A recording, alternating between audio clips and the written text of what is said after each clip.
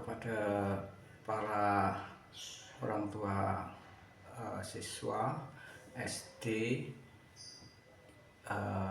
untuk pelajaran seni rupa, meskipun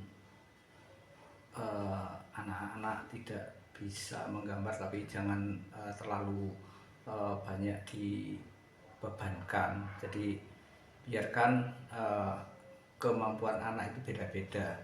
Jadi tidak semua anak bisa menggambar dengan persis, dengan nyata. Jadi biarkan saja secara alami dia akan belajar sesuai dengan kemampuannya. Jadi kepada guru kelas yang kebetulan mengajar seni rupa, mohon jangan dipaksakan anak-anak untuk menggambar objek yang nyata. Jadi biarkan anak-anak belajar mendesain aja. Jadi hanya dengan mengatur, mengkomposisikan gitu aja. Benda yang diatur atau dibuat desainnya adalah benda-benda yang sangat sederhana, misalkan aja segitiga, segi 4, kemudian lingkaran, segitiga, segi 4, lingkaran. Ya sudah, dari 3 itu saja akan kita bisa menerapkan dengan mengkomposisikan, menata, kemudian membedakan ukurannya. Berikutnya menggunakan warna tidak harus banyak, jangan cukup hanya 3 saja. Jadi 3 saja, apa saja? 3, merah, kuning, biru. Berikutnya bisa ditambahkan putih atau hitam, ya sudah. Dan itu pun tidak harus dengan warna. Seandainya memang mereka belum mempunyai, maka gunakan aja metode yang paling gampang, yakni menggunakan titik-titik atau pointillisme. Itu sangat gampang dan sangat bisa diterapkan di kelas. Jadi tidak menghambat harus dengan ada warna, tidak.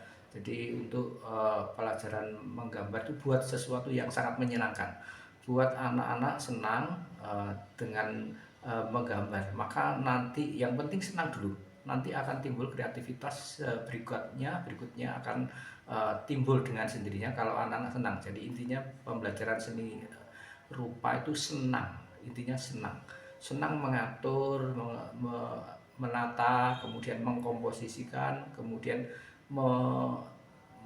melakukan teknik yang macam-macam yang dikuasai oleh siswa.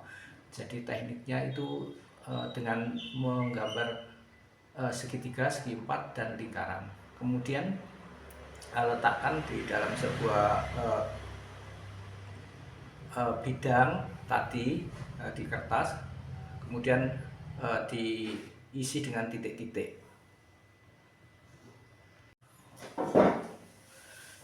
Berikutnya dari 3 bidang tadi, isi dengan titik-titik. Titik-titik apa yang dimainkan dari titik-titik? Dari titik itu yang dimainkan adalah tekanan, kemudian kerapatan,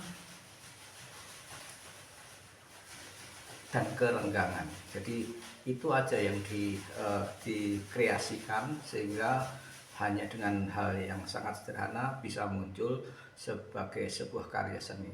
Tapi tetap harus penuh 1 halaman untuk kertas A4. Diusahakan penuh 1 halaman. Maka kalau penuh, kemudian banyak bidang yang mesti diisi dengan unsur gelap terang yang berasal dari titik-titik tersebut. Jadi untuk siswa jangan sampai dituntut yang terlalu berat menggambar, harus pemandangan gunung, ada lengkap, ada rumah, ada jalan, ada sawah, ada awan, ada air terjun. Itu sangat berat untuk anak-anak. Jadi namanya dalam desain seni itu adalah mendesain seni rupa 2 dimensi bagi siswa SD. Jadi tuntutannya jangan terlalu tinggi, biar aja mereka mengolah bidang dari hal yang sederhana saja, sehingga mampu menjadi sebuah karya seni rupa. Jadi untuk tahapan pertama gunakan spidol kecil, spidol besar, atau pulpen. Kalau pensil itu digunakan hanya sebagai sketsa saja.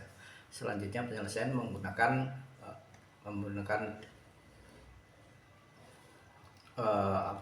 efek gelap terang dari pulpen, spidol kecil dan spidol besar, hanya dimainkan kerapatannya saja.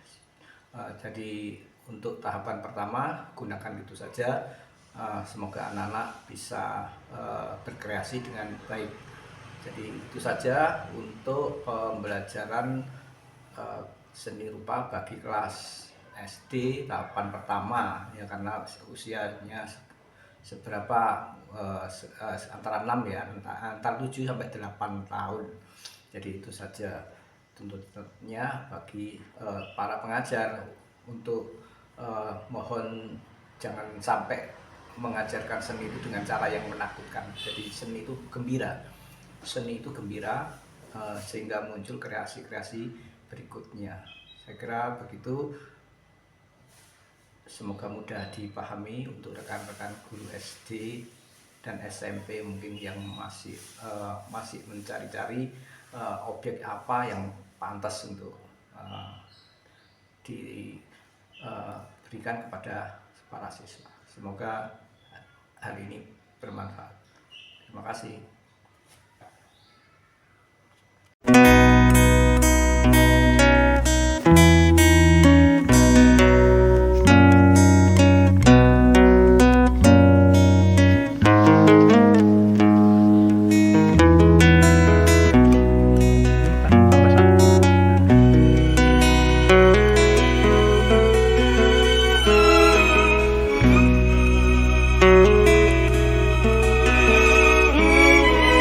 Jauh jalan yang harus kau tempuh, mungkin samar bahkan mungkin gelap, tajam kerikil setiap saat menunggu engkau lewat dengan kaki tak bersepatu.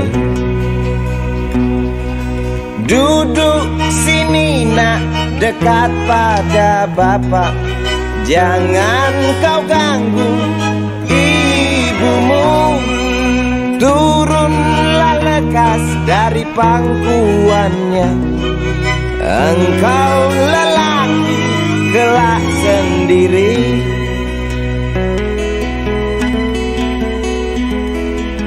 Jauh jalan yang harus kau tempuh, mungkin samar bahkan mungkin gelap.